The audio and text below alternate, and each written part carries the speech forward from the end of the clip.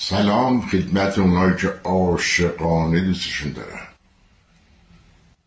آقا تیمی که با قهرمانیش با جادو و جمل و جادوگر باشه و مربی و سرپرستش به این قهرمانی ها افتخار کنن، به درد لای جرز دیوار میخورن.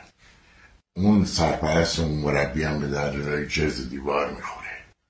آره بابا، پیروزی باید، قهرمانی باید اینجوری باشه بدون شکست بیای قهرمان بشی و هیچ جادو جنبلی تو کارت نباشه. این قهرمانیه. اون 2 ستاره آسیایی قهرمانیه که کادر فنیش و بازیکناش با تمام وجود، با تمام اقتدارشون قهرمان شدن.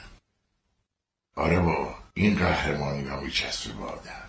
وگرنه قهرمانی که با این جادو جنبل باشه، گفتم به درد لای جرز دیوار میخوره و شما هم به درد لای جرز دیوار میخوری.